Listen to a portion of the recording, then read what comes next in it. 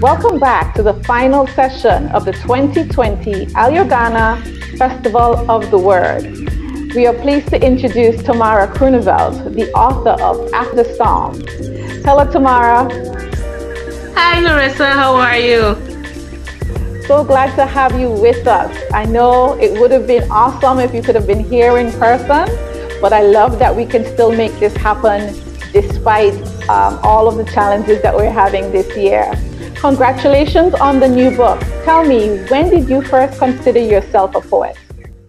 Thank you so much, Nerissa, for having me. And I must say, I am really excited and really happy to be here. This is actually my first literary festival outside of St. Martin, despite the fact that I was invited to others. But as you mentioned, because of COVID, well, you didn't say COVID specifically, but you said challenges. But because of COVID challenges, COVID-19 challenges specifically, some were postponed.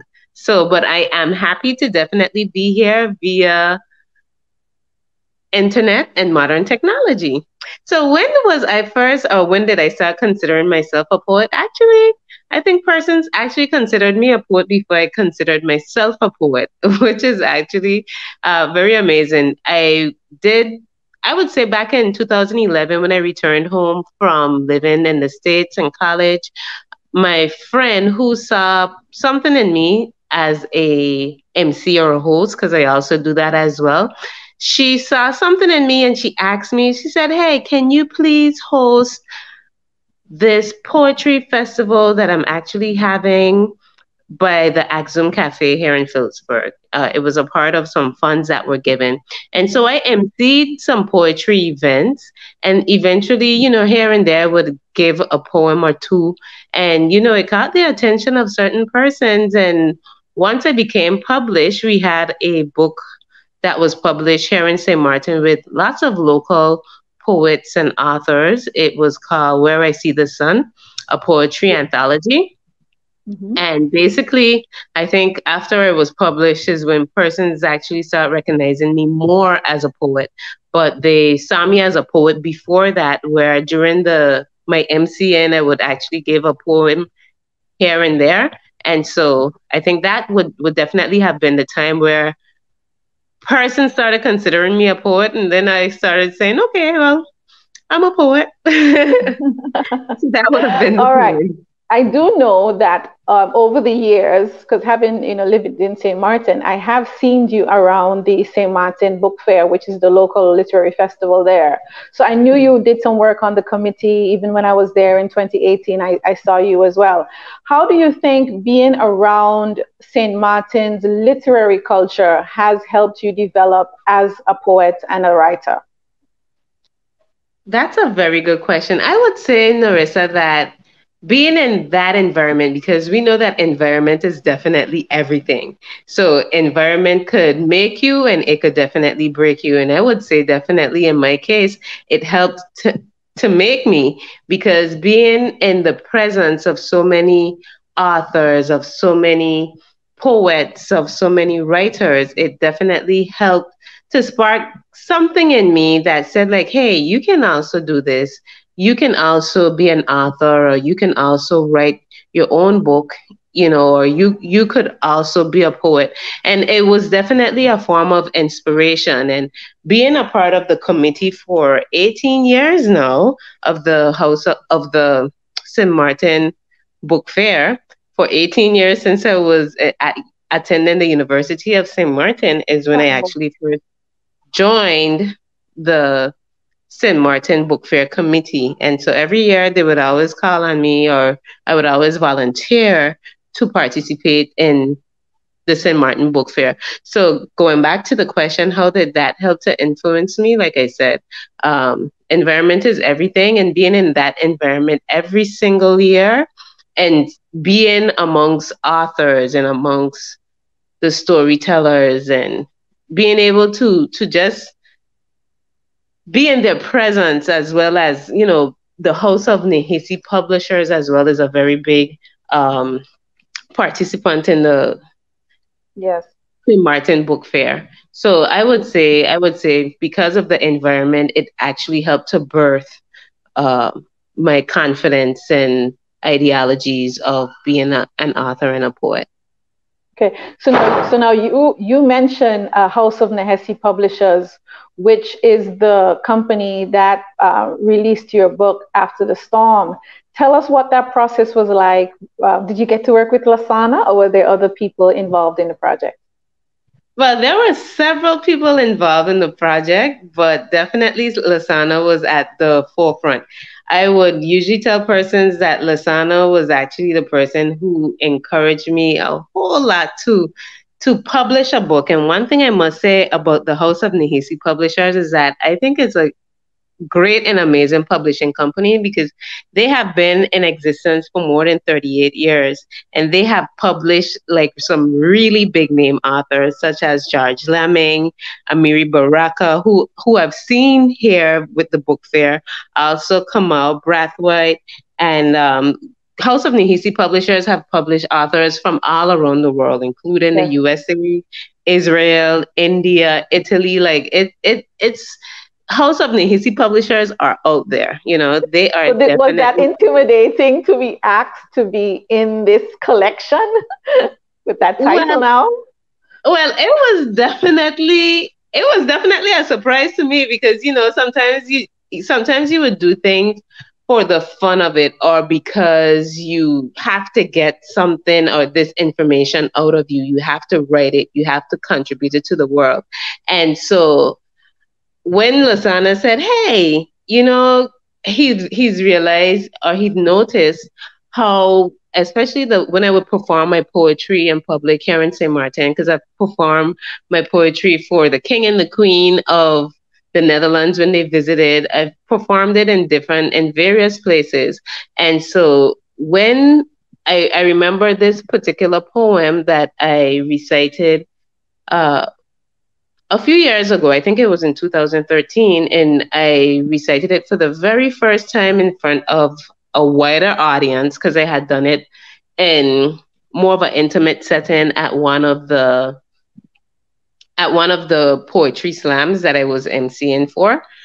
And basically, when I brought it to the forefront to the general public, like it received such a really good response from the general public.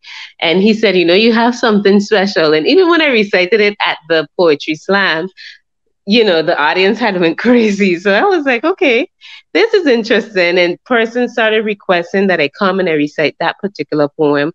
And so to say that he noticed it, you know, that how my poetry kind of influenced others. And he said that you have a real gift.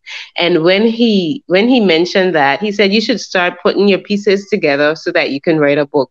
And I'm like, me write a book?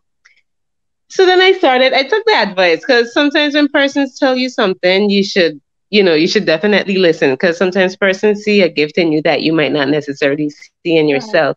So I started writing about everything, every single thing. And as you would see, there's like different themes in the book as well.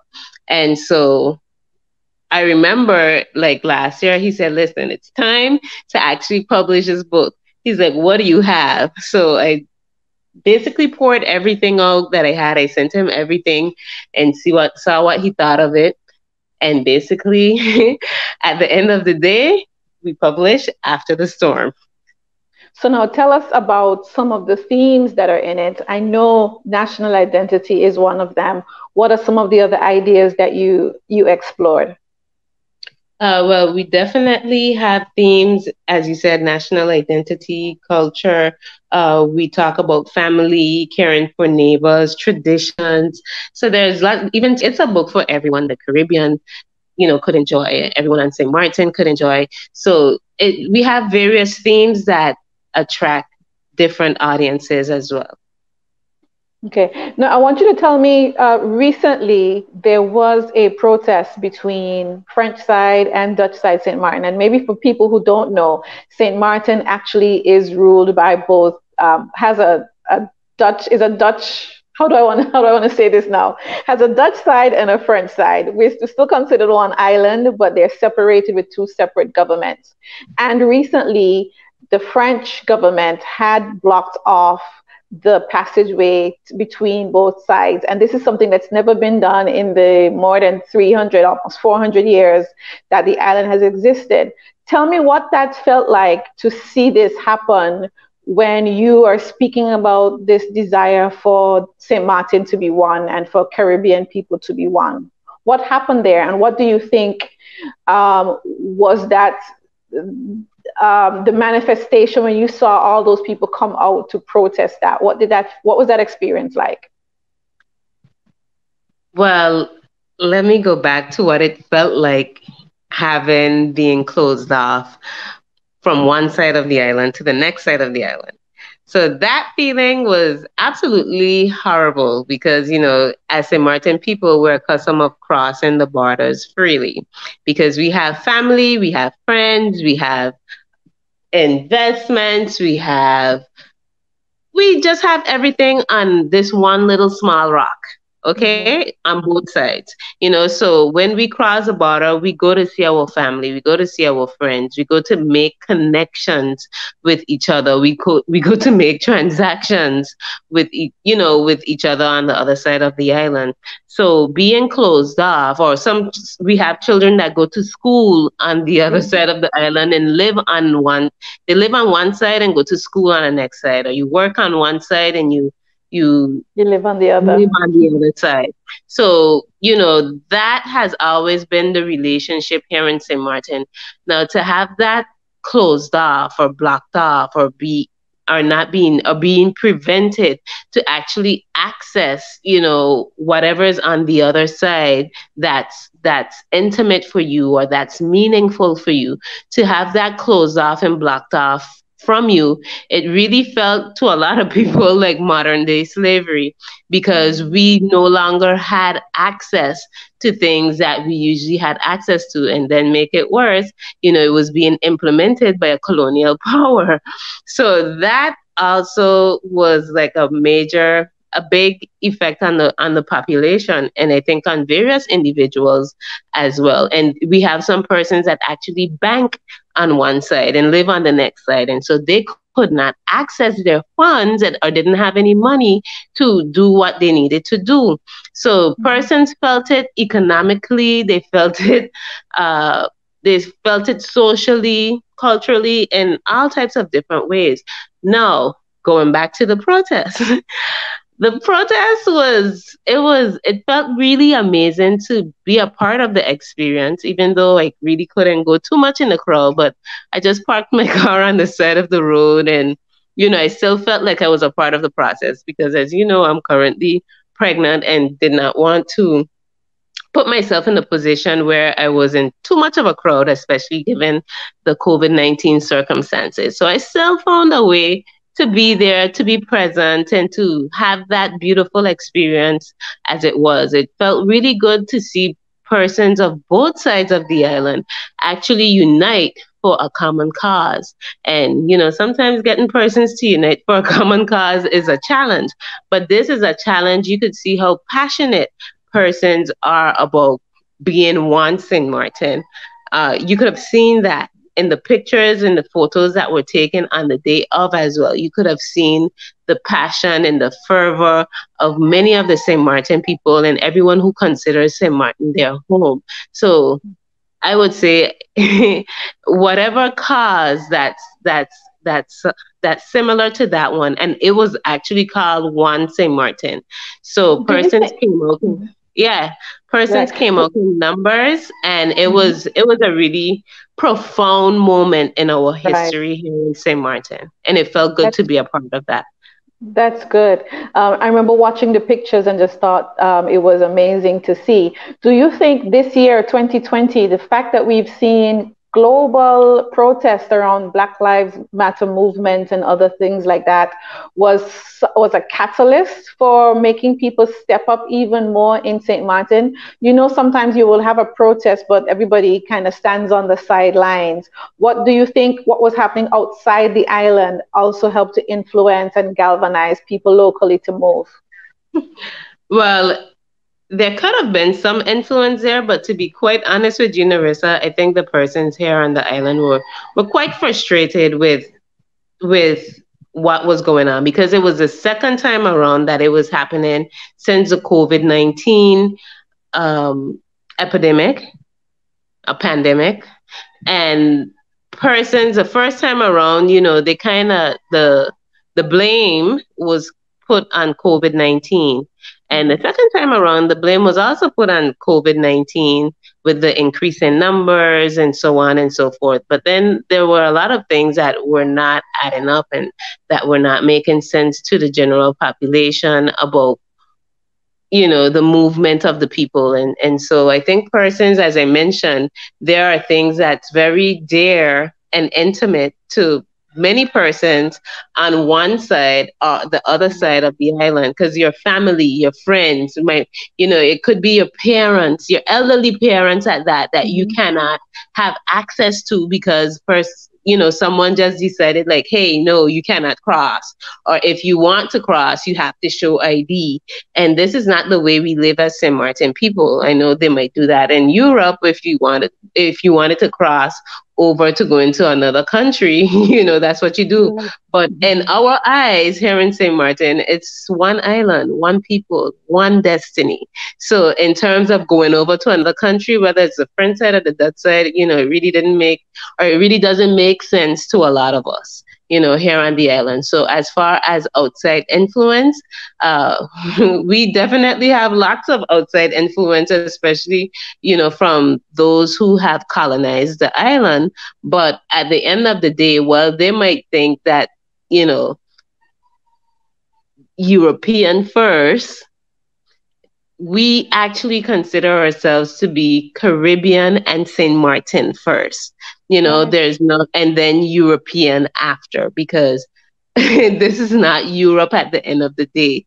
We're not in that geographical area, but here in St. Martin, we're in a Caribbean setting. We're in a local setting whereby, we are St. Martiners first, and we have a culture, we have an identity, we have family of friends, and like I mentioned, we have different things that's on both sides of the island, of one island, which are important and which are dear to us, and those are the things that we definitely would fight for, despite the fact that anyone else, like any European power or so might think differently. But, they are coming from a different background and from a different setting. So they don't necessarily understand what's dear to us as a people. So those would be the things that we would definitely fight for as a people, to keep and to cherish and to having to hold forever and ever. Amen. Amen. All right, Tamara.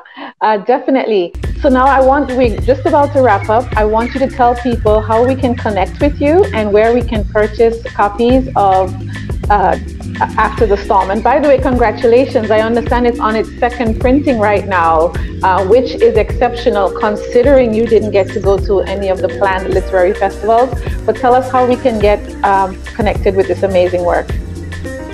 Thank you so much, Nerissa. How you can get connected with this amazing work?